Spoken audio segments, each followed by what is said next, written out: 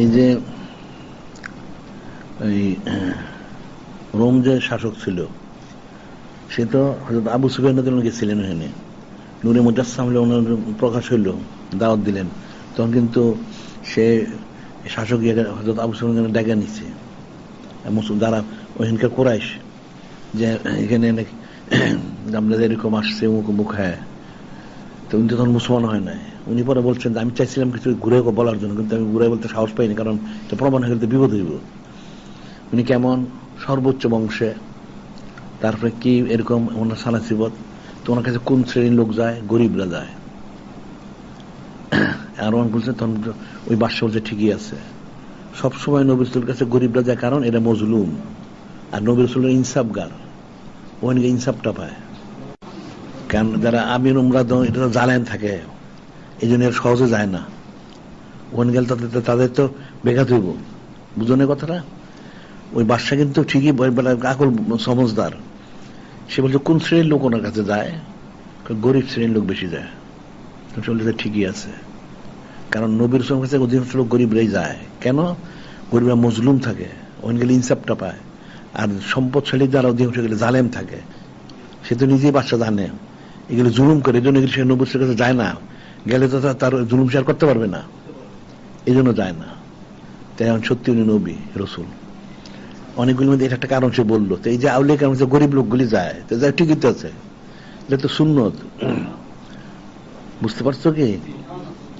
যারা বলে যে মাজার শিবের কাছে গরিব লোক, মাজার সাথে গরিব লোকরাই যাইবো, এর ইনসাফের জন্য যায়। ওইগুলি জালেমগুলি তো জানে, জালেমগুলি গেলে তো জুলুম তো করতে পারবে না। একটা জালেম যদি কোনো অলিয়া লাগছে মুরিদ হয়, সে তার হারাম কাজ করতে পারবে না, এই জন্য সে মুরিদ হয় না। আর একটা লোক ইনসাফ চায়, সে যাইব সেখানে। হ্যাঁ, সে সচ্ছল হইতে পারে, অসচ্ছল হইতে পারে, তো অসচ্ছল লোকগুলা যায় বেশি। এটা তো অলিয়াল্লাদের ইয়া না, বরং এটা তো একটা সুন্নত খাস। হ্যাঁ, সমস্ত নবী রাসূল আমাদের জীবনীতে সেটাই আছে। ওনাদের কাছে প্রথম গরিব যারা, ওনারাই প্রথম বিরছেন। এই যে কাফের কুরাইশগুলি কিন্তু বলতো, ইয়া রাসূলুল্লাহ, হাবিব আল্লাহ, আপনার কাছে আমরা কেমনে আসবো? আপনার কাছে আমাদের দেশে নিম্ন শ্রেণীর লোকগুলি, নাউজুবিল্লাহ, ওনাদেরকে সরাই দেন, তাহলে আমরা আসবো, নাউজুবিল্লাহ। এই যে বিষয়গুলি, এর তো সমস্ত নবী রাসূলের কাছে সব এরকম যারা গরিব শ্রেণীর লোক, মজলুম, ওনারাই প্রথম গেছেন। এরপর তো যাদের হেদায়েত নসিব আছে তারা আসছে। তাহলে এখানে আমার কাছে এই শ্রেণীর লোকে বেশি আসবে, মাজার শরীফগুলি তো এই শ্রেণীর লোকে বেশি যাবে। ওই ওলিয়া উসিলা দিয়ে চলে, নানান রকম ইয়ে করে, আর তারা তো ইনসাফটাই চায়, সৎটা হকটা চায়। আর ওই যেগুলি জালেম যেগুলি আছে, এগুলি তো যাবে না সেখানে, গেলে তো সে জুলুম করতে পারবে না। বিষয়গুলো তো মানুষ ফিকির করে না, কিন্তু সেই যে ছিল সে কিন্তু ঠিকই বলছে। এটা পরবর্তী সময় আবু সুফিয়ান বলছেন তো, যে তখন আমার জিজ্ঞেস করছেন, আমি জবাব দিছি, সব সঠিক জবাবই দিছি, আমি চাই একটু ঘুরানোর জন্য, কিন্তু ঘুরাইতে পারি নাই, যাতে ওই পাঁচশো বলছে হ্যাঁ ঠিকই আছে, উনি সত্যি উনি আখিরি রাসূল সাল্লাল্লাহু আলাইহি সাল্লাম। এবং সে বলছে আমার পায়ের নিচের মাটিটা একদিন ওনার অধীনে হবে, সে বলছিল এটা, আমার পায়ের নিচে যে মাটিটা আছে, এই মাটিটা একদিন ওনার অধীনে হবে।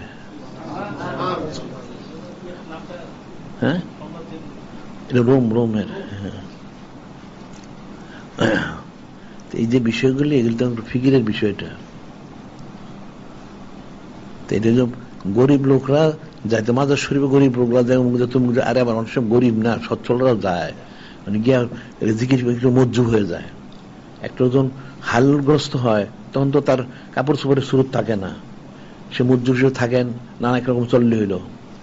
যত আউলিয়া কেন যারা রিয়াজত মাশাকাত করছেন, যখন ওনারা তো এত পরিপাটি হয়ে থাকতে পারেন নাই, তখন তো পরিপাটি থাকার সুযোগ নাই। যখন রিয়াজ শেষ হয়েছে, এরপরে পরিপাটির সুযোগ, এর আগে তো সেই সুযোগ নাই। খাওয়া খাইছেন, না খাইছেন, পড়লে পড়ছেন, না পড়লে না পড়ছেন, কোন অবস্থা ওনাদের মূল উদ্দেশ্য যে সেটা হাসিল করা, ইসলাম হাসিল করা, সেটা হয়ে গেল। এরপরে ওনারা বাস্তবে আসছেন। এই যেমন খাজা সাহেব রহমতুল্লাহ, উনি হযরত ওনার শায়েখ ওসমান ঘুরছেন, দুনিয়ার বস্তা মাথার মধ্যে চুলা, দুই কাঁধের দুই ঘাটটি, একটা ওনার শায়েখের, এগুলি নিয়ে চললে কেমনে কি করবেন? এই লোকটা দেখলে কেমন দেখা যাব? মাথার মধ্যে একটা চুলা, ওনার চুলা রাখতে মাথার চুল সব পড়ে গেছে। যখন তিনি আলাদা হইলেন তখন আবার তিনি পরিপাটি হয়ে সব কাজ করছেন। এই বড় বিশ্ববিদ্যালয় তো সে প্রায় 25 বছর জঙ্গলে এই জায়গার জঙ্গলে, ওনার পড়ার ওনার নালাইনও ছিল না, খালি ভাই ঘুরতে ঘুরতে পায়ের তলিটা চালনির মতো সিদ্ধ হয়ে গেছে।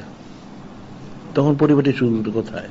তখন তো রিয়াজুল মশাকাতের সময়। এরপরে গিয়ে পরিপাটি যারা আউলি কেরাম মনে হয় মাজার সাধু যারা যায়, তার ওই শ্রেণীর লোকগুলি যায় যারা থাকে। অনেক এখন কে বড় হলে চলিটা পরের কথা, সেটা মূল বিষয় না, কিন্তু হয়তো অনেকে যায় আল্লাহ হওয়ার জন্যই যায়। অনেকে চুরি করতে গিয়ে ওখানে যায় না, ডাকাতি করতে গিয়ে ওখানে যায় না। চোর ডাকাত তো আলাদা শ্রেণী, ওখানে যারা যায় থাকে রিয়াজ সাক্ষাৎ করে, এটা তো আল্লাহ হওয়ার জন্য যায়। তারা ওইরকমই থাকবো, সাধারণ বেশি তো থাকবো। তার কাফের গুলি এটা নিয়ে মিথ্যা অপপ্রচার করে।